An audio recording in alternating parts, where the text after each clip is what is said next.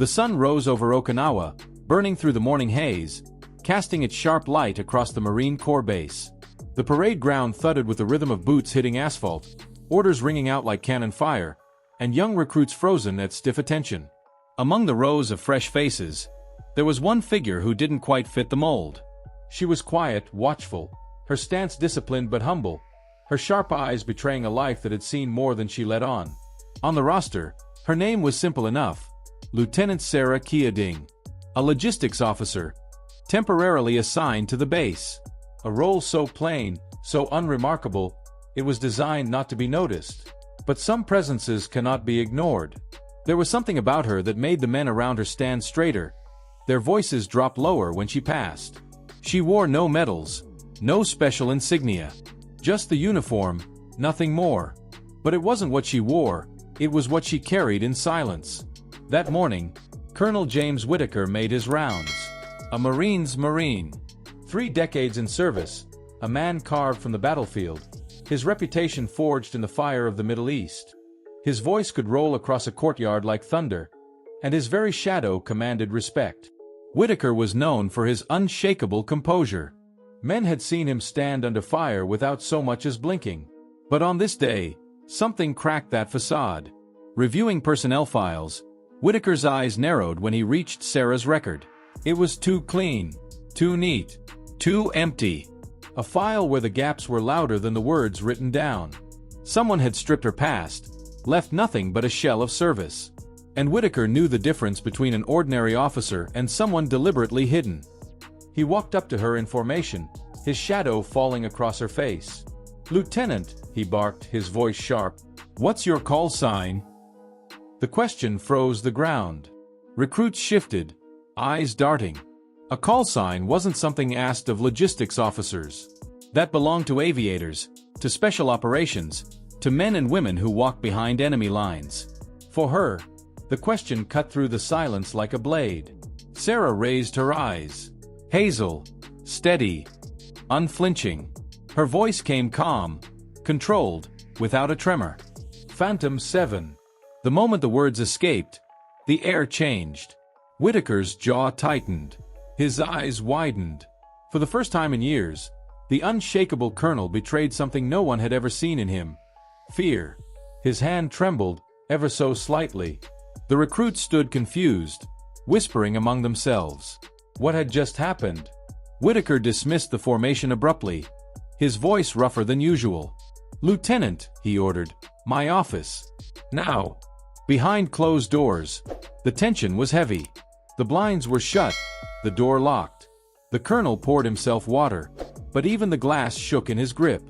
His voice cracked through the silence, almost a whisper. "Phantom 7. I thought you were a ghost story." A name whispered in the dark. A rumor among men who never came back from Black Ops missions. Sarah didn't flinch. She stood at attention, her face unreadable. "I didn't expect anyone here to recognize it," she replied. Whitaker's eyes darkened, memory pulling him back to Afghanistan, 2010. "My unit was pinned down in Helmand province. Enemy fire rained down for hours. We thought it was the end. Then, shadows appeared. Silent, unseen. A team that pulled us out when we had already said our last prayers. I never saw their faces. Just call signs. And one name that made even the enemy tremble. Phantom 7. He leaned closer, his voice low, thick with awe. "That was you." Sarah said nothing, but her silence confirmed everything. "You don't belong here," Whitaker whispered, sinking into his chair. "You were deep black. Off-the-books missions. The kind of operations even I wasn't cleared to know about. How many times did you step into places you weren't supposed to survive?" Her eyes flickered. Not fear, not pride, but something heavier. A memory too sharp to put into words. "I was where they told me to be. I did what I had to do. But when the dust settled, they needed a ghost more than a hero. So I disappeared." Whitaker studied her, his chest heavy. "And now you're here. Why?" "Because ghosts get tired, Colonel. I didn't come back to fight. I came back to rest. But the world doesn't always let ghosts rest."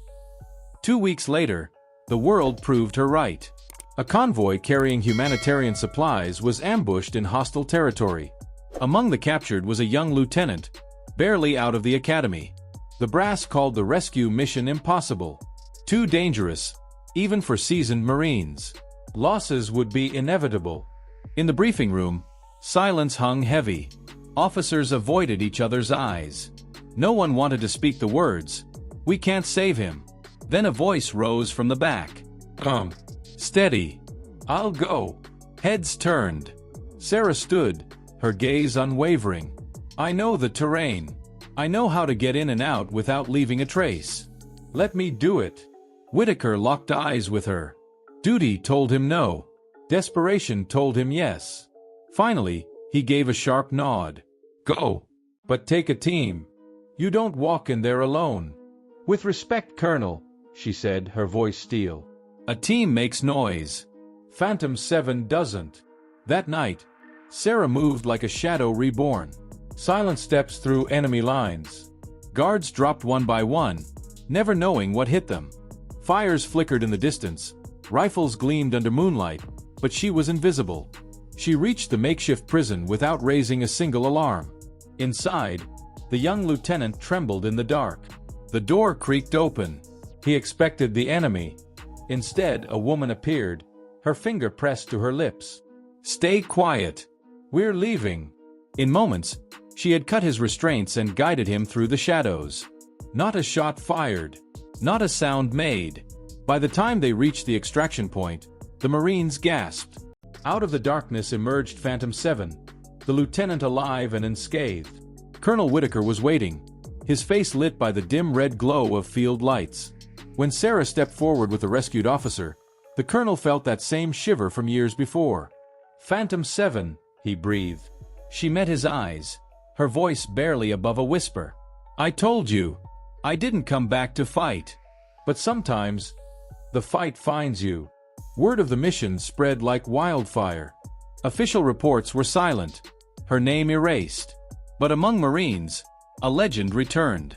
Phantom 7 was real. She walked among them. And for Colonel Whitaker, the weight of that truth was heavy. Because he knew men like her never truly escaped the shadows. They carried scars no one could see. They lived in silence between battles. They bore histories too loud for the world to ever record. So the next time someone tells you legends don't walk among us, remember this story. Remember that sometimes the quietest soldier in the room carries the loudest history. Because once, on a parade ground in Okinawa, a Marine colonel asked a simple question. "What's your call sign?" And when the answer came, Phantom 7, his blood ran cold.